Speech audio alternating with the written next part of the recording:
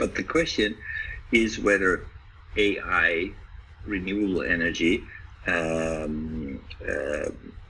will actually, and IoT will actually generate the same level of replacement, whether the 30% of people who are about to lose their jobs will be re-employed in new sectors is actually highly questionable.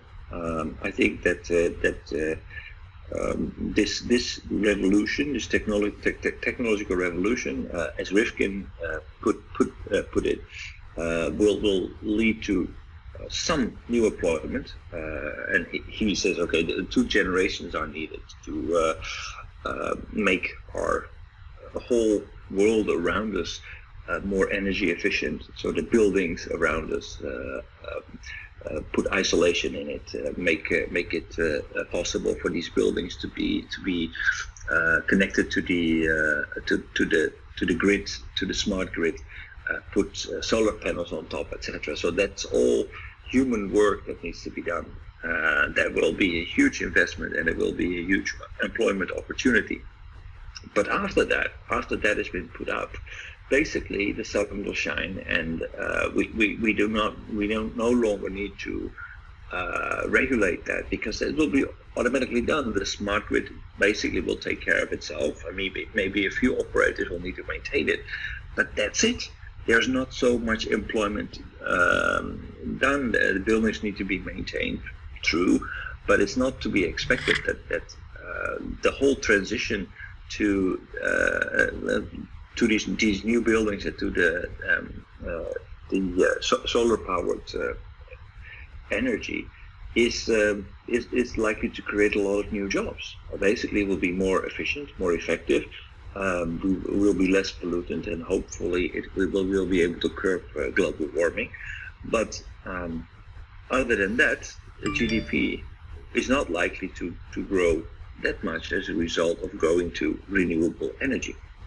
So what we saw in the past, where new technology created new jobs and created a whole new economic activity, I'm not so optimistic that that's actually going to happen. Yeah, last week we discussed about these kind of issues. Problem is some industry will be disappearing, like automobile industry, and but not entirely, but for a large part. But drastically they're reducing their productivity or reducing our GDP itself, because industry more than half of the industries workforce will disappear. It means output will declining. So that discussion is okay. We go okay, GDP declining, or in this case, we try not to spend money. Or GDP reduce 10%. Okay, we don't spend 10% of spending. This is we discuss, and what's going on in future? I think some cases you said creation of new job, right? But this portion is not so much large portion of this disappearing job. Right, I think so too. I think that employment will be reduced, less employment. So new technology said, okay, it may lead to unemployment that's temporary, but I think in this case it's not. It's not temporary. We'll need to consider that basically employment will be reduced. This new technology will bring us benefits, but not in terms of GDP, not in terms of creation of new jobs. So a lot of people will lose their jobs, and a large share of those people will not be able to be re-employed because there are not so many jobs to go around. So the question then becomes, okay, how are we going to deal with that? And still, there are opportunities. If we look at Japan, there are obvious opportunities for care workers, for people who will be looking after our elderly population. There will be a whole industry that will cater for elderly people. But will that be enough to replace all the people that will lose their jobs, the taxi driver, the shop staff, the people who work in the industries that become obsolete?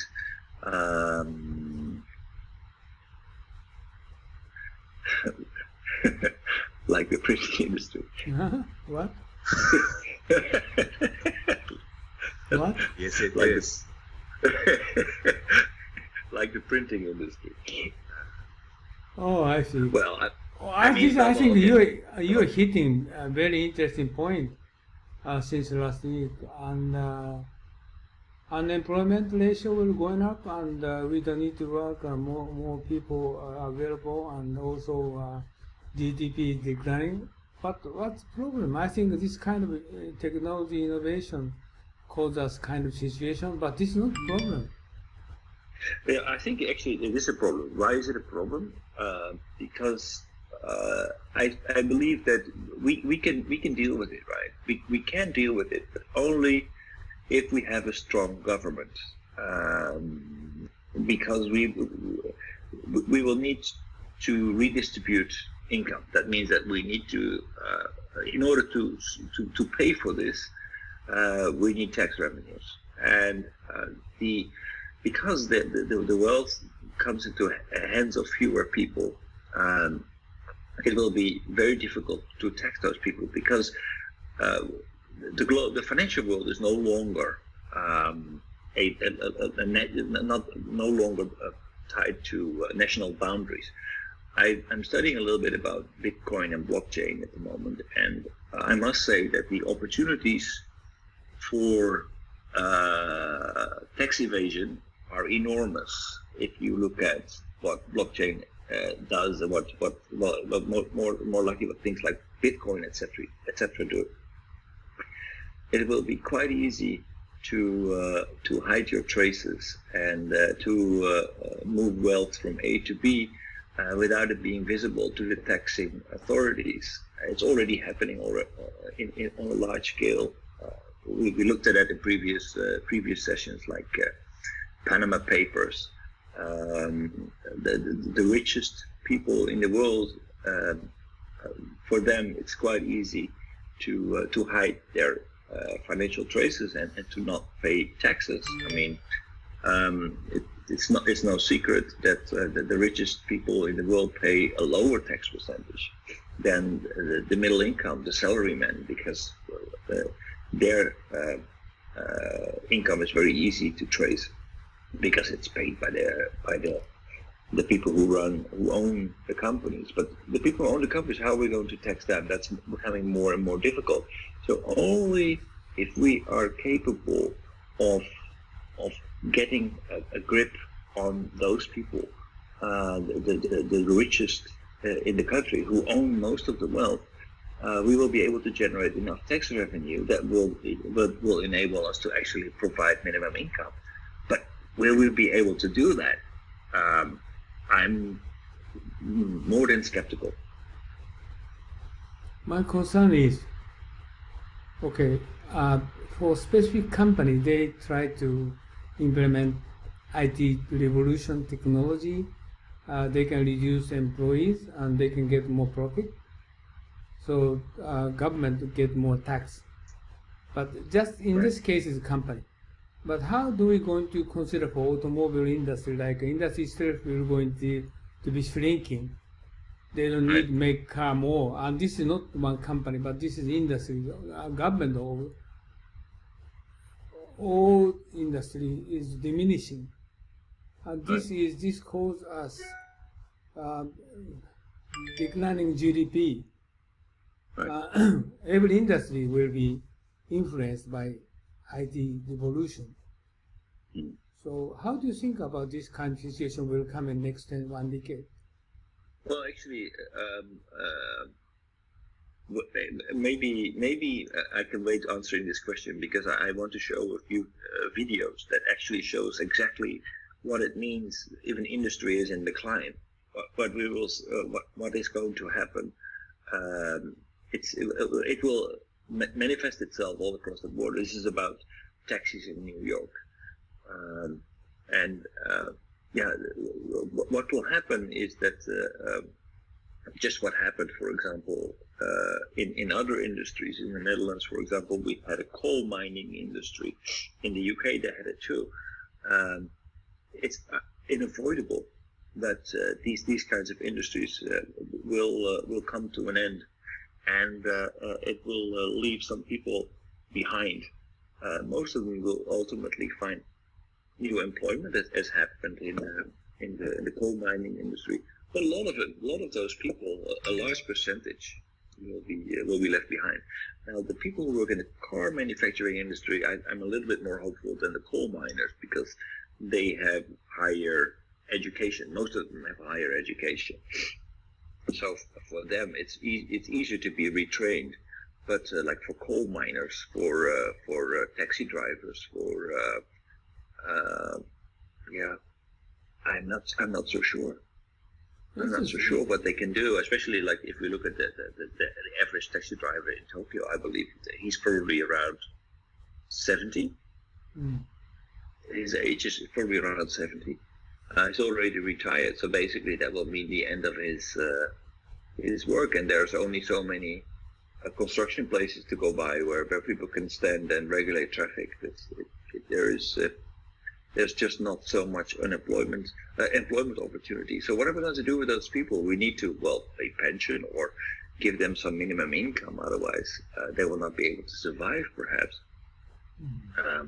But for that, we need money, and Japan has already spent its money.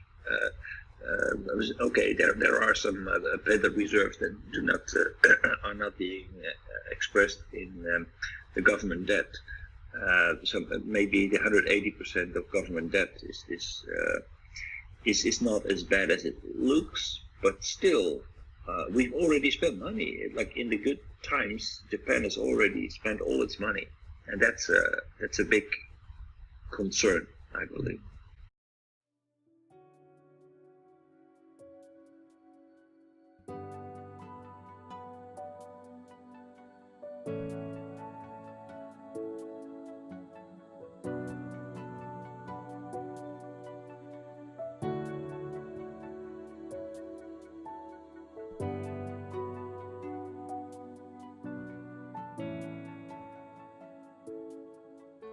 はい、皆さんこんにちは、雲野です。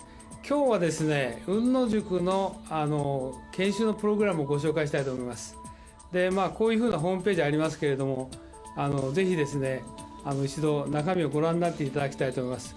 今日はブーキューブさんのスタジオに来て、この収録をしておりますので、中身はこういうふうになってて、今最近ホットなね、グローバルリーダーの定義など書いてあります。で、特に経団連が作成しました留学すれば英語ができて専門性を持つというだけではですね、グローバルリーダーになれないとここに書いてありますようにですね、仕事ができる、専門性を持つ、英語ができるだけじゃなくてですね、私どもの塾ではリベラルアーツということ、それからもう一つは孫子の兵を、さらにはですね、日本の歴史というものを合わせて教えることによって、皆さんが海外の欧米の方々と、もしくは華僑圏の方々と正々堂々と渡り合えるような人物を育成しようというふうなことを考えています。ここに次のスライドが出ておりますけれども、ここに書いてありますのはですね、さらに、私どもの雲野塾の中身につきましてはですね、欧米の資料しか使っておりません。また実際に雲野塾は英語でやっておりますので、英語の講師がこう話しておりますけど、学習はですね、日本の歴史をまだ教えてますので、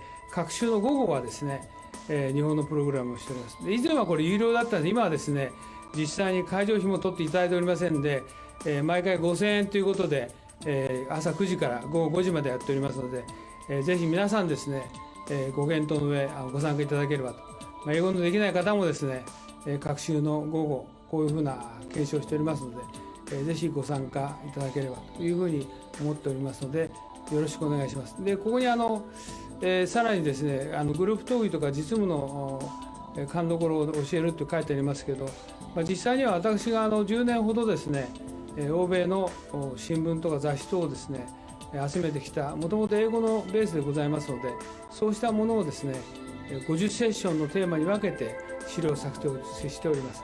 そういうことで、世界のオペレーション、もしくはカントリーリスクも含めてですね、しかも世界のトップの方々に対しても、いろいろな分析とか洞察をしてですね、議論をしております。そういったことも含めてですね、今後ともよろしくお願いしたいと思います。以上で私の挨拶を終えますが、今回のこのビデオの収録にあたってはですね、V キューブさんのスタジオをお借りしてですね、お時間を頂戴して、このビデオを作成させていただきました。よろしくお願いします。どうもありがとうございました。